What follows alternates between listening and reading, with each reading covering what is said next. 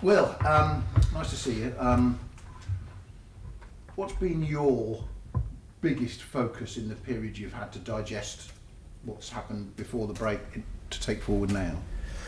How we turn draws into wins, and how we give ourselves a bit of confidence, but also the opportunities to turn these points into threes. And we need to believe in ourselves a bit more and have a bit more confidence in what we're doing, and not just feel sorry for ourselves when things don't quite go the way we want them to go, and just keep working. You don't turn a season of so many losses into something brilliant and beautiful overnight or within the space of sort of 1 or 2 months. And the longer that you're in a building, you kind of realise how much work and how much things there are to change, and that's just where we're at. But I think we've got a clear goal, we've got a clear objective for the coming month or the next international break, and we're just going to work to pick up as many points as we can before the next break. We've got a good run of games to come, and we've just got to keep believing in it, keep working, correct the things that aren't working well or well enough, but not look for excuses and feel sorry for ourselves and think, oh, this is difficult or whatever. Yeah, it's the Championship, it's always going to be difficult, so we've just got to get on with it. So much of our focus talking away from the squad in the media and everything has been about who's playing up front and who's doing that, who's going to score the goals, and yet I imagine you're just as concerned about the balance, getting that balance right to keep more clean sheets and the back, because you talked about balance a few weeks ago, finding it, because that will help you. Obviously you're not conceding, you've got more chance of winning. Yeah, no, 100%. I think Ross goes out for a substantial period. I think we won't see him on the pitches before sort of New Year, which is a big blow. And is that purely a hamstring, by the way, or is there something else to it? Yeah, linked to his tendon as well, which is it's not the best news. I think we have looked really positive and really good with Roscoe up there in the last few games. So we're going to have to rethink, reshape, reorganise and find new ways of doing that. But like you said, going the other way, we're still conceding too many sort of easy and cheap goals, and we've got to take that element out of it as well. But it's just down to determination and pure desire and will of this ball is not going in that net and this ball is going in the other one. And it sounds very basic and a bit sort of poetic, but football's not rocket science all the time. And it starts off with that kind of energy and belief and desire to get things right. You talked about a good run of games, and we're all thinking that, I think, between now and the next international break, an opportunity to get some points. How much pressure does that bring with it, or doesn't it? Are you feeling any pressure to up the points tally soon, rather than being able to keep saying, it takes time? There's an immediacy about the Championship, isn't there? Yeah, you have to win games, but you've got to win games in any game in any job, in any world, in any game of football. And like I said, there's no one more frustrated of drawing 5 games and only winning 2 and losing 2 than me. So I just want to get on with it. Well, you're going to this week with 3 games in a week again, aren't you? Yeah. There'll be no time for feeling sorry for yourselves. No, exactly. But we also have to hit the ground or hit the ground at St Mary's on the right foot and start strong and build up a bit of belief and a bit of confidence that we are actually a good football team, that we can do things, and not that as soon as something goes wrong that there's this sort of sense of panic or urgency to do something differently. It's just, can we relax, can we be ourselves, and can we do the things in the right way? And we know that it hasn't all gone to plan so far, but you won't find anyone more annoyed or frustrated than me. It's a difficult balance, though, of expectation, isn't it? Because at one end you've got supporters and everybody expecting you to win because you're Southampton, you were in the Premier League last year. On the other hand, you've got a whole new squad and a new manager coming in to do things differently. And then maybe somewhere in the middle is the answer. But I was speaking to Cameron Jerome, former striker at Derby. When I said you're under a bit of pressure from some fans will be wanting more wins, he said that's ridiculous. It's not enough time. You've had a lot of change. Nice of a former pro to say it, but do you feel that? Do you feel you need more time because you've had so much upheaval? What's a fair judgment in time? New Year? I don't know. I don't know. I think I'll leave that to the universe, to the world to decide whatever time it is. But I think if we're being like brutally honest, last season was poor and really poor. And the club, the players lost a lot of games, and a lot of those moments were quite difficult. And there were changes made that didn't always make a difference, and probably made things even more difficult because you've then got to change again. And then I've come in with a new staff. A lot of new players have come in, but you're still left with quite a lot of players that were here last year as well. So you're kind of managing their psychological and mental sort of status, feeding in new players, and then the fact that everyone just thinks that because you come down from the Premier League, you're a better team than everyone else. But there are a lot of really good teams in the Championship, and we've kind of found that out in these first 9 to 10 games, and whoever thought we were just going to walk the league and it'd be really easy, I think we've had the reality check now of that's not the case, and we've actually got to put a shift in and, like I said, stop feeling sorry for ourselves and get on with it. Is it the simplest thing to do? No. And people wanted big changes and big important decisions made, and we've made a few. But again, you don't change a whole back line and a keeper and a forward line and a midfielder and just expect it to work. I think that's just where football is, and I think that's where we are as a. I've said this loads, but it's where we are as a squad and as a team and as a club. But we're not a million miles off where we want to be either. We won the before last game and drew the last game, which was annoying because we probably should have picked up 3 points as well. But you could say that about a few of the draws that we've had. Are we playing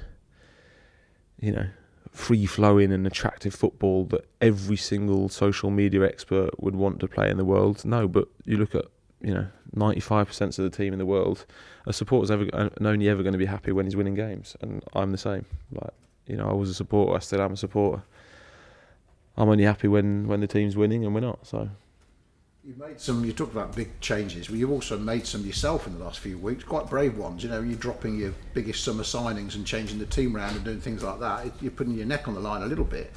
How do you? This is my biggest conundrum when I'm talking about the team. Is how do you get the best out of your best attacking talent? How is that the biggest conundrum for you? Getting the best out of Azaz and Fellows and Archer and Armstrong and everything. That's our job, yeah. But there also needs to be a realisation of, yes, we have a very big squad of players. Yes, there is a very high level of competition. But for the moment, the players that are coming into the team and that are starting are kind of feeling a pressure of, I can't make a mistake, and I can't do this, and I can't do anything wrong, because if I do, well, then I might be out the team again. And it's like, well, that's not the case. Like, if you're in the team, it's because you deserve to be in the team, so just play and free yourself off. But for the moment, it's, can we free the shackles, or get rid of the shackles and just play and enjoy playing? But we're not quite there yet, so we're still working on that. The size of the squad is what it is. It doesn't help, because, like I said, every week you've got to leave 5 or 6 of them at home, and they come and ask you why, and it's like, yeah, sometimes it's tough, the tough reality of football. But yeah, our job is to make players better. Our job is to make the team better. And it's taking more time than I would have hoped, and probably all the supporters would have hoped. I'm fully aware of that. But there's only one way of changing that, is by keeping at it. Just finally from me, if I can, one of the positions I've been interested in finding solutions to from the sidelines, and not having to do it like you, just for fun, is what you've been doing with right wing backs. You've played Brian there, you played Tom there, and then you've had 2 Danes who haven't been getting on the pitch, who you brought in this summer, who are right wing backs potentially, or left wing backs or left backs. Can you talk me through that sort of decisions of why Yellert, having done well at Liverpool, for example, isn't seeing much game time, or why Mads Roeslav isn't seeing much game time? Yeah, I think Mads played the game that we lost at Hull, and I think we struggled defensively, as a unit, not just individually. And then you make changes, you make decisions. I think Ellie, Yellowt is probably the one that deserves a better chance than he's had, because he did do well at Liverpool. But again, the second goal we concede, happens down that side. And then we, tweaked it a bit, got Tom down there and Wee Man, just to have a different sort of outlet, playing a more of a winger in that position and a more defensive player with Rhino on the other side and trying on balancing it that way, which has, worked at Sheffield. It was okay, I thought, at Derby. We've just conceded a pretty poor goal. So yeah, that's the thinking behind it. Hello, I'm just on roster if I can. And first things first, you've got a lot of players you've already mentioned. In your head, what are the options for replacing them? Can you do you see you can change shape and put different players there? You've got Cameron Archer, you've got Damien Downs. How many options have you got in your head? Oh, a million. And how difficult does that make it? Yeah, even more. But also, the you don't just change a striker or change a keeper or change players and it instantly works. You also need to give a bit of time to these players. Like at the start of the season, we gave sort of a run of 2 or 3 games to players to prove themselves. Armour started off there up top, got injured. There was a run of 2 or 3 games for Cam, and Damien had a game at Hull, which was a collective sort of not our best performance. But you kind of need to settle, and we need to, everyone needs to relax when they do actually get in the team, and when that opportunity comes. I think Roscoe did it well because he wasn't putting pressure on himself. He was glad that the opportunity had come. He felt in the best place physically that he'd been for years. Didn't overthink it.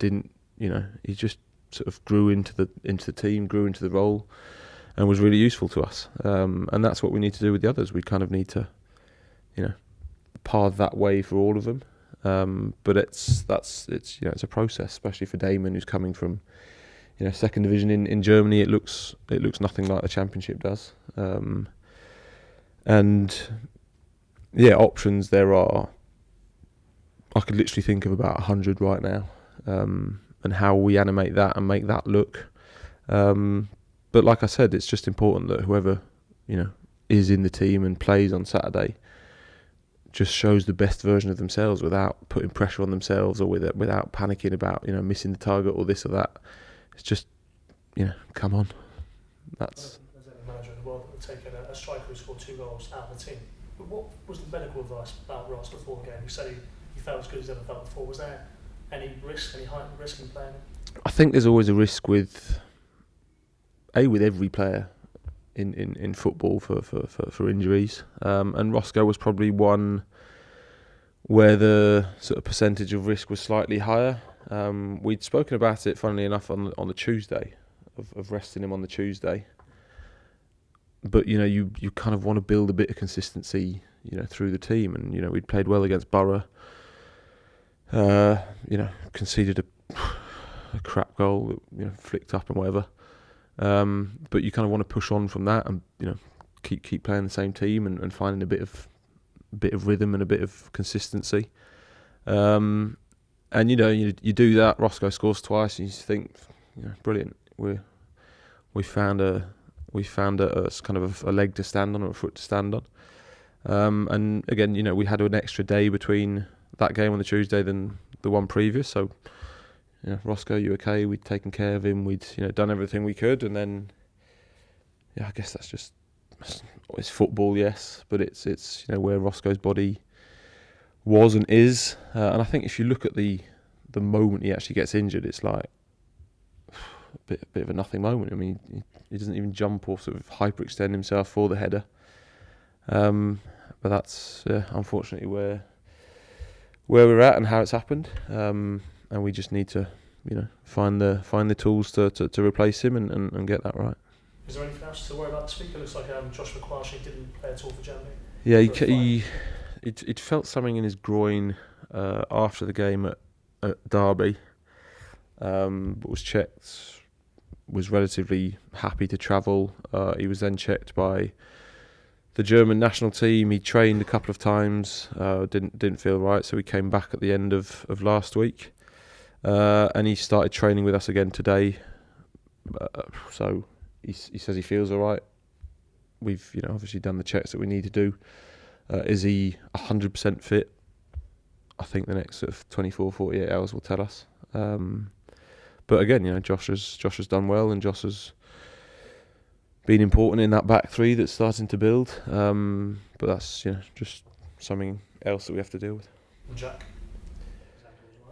Steve-O's ankle was better at Derby, but again, I was just dead honest with him. It was like, we want to keep a form of consistency in the squad, in the team, and it's not personal. But if you look at the numbers, I'm like, I'd love to stick all of you on the bench, and I'd love to play all of you every single time. But unfortunately, that's not an option for the moment. And Steve-O took it really well. I think he was, the utmost professional and stood up in the dressing room at half time and after the game, and took his role on as captain really well.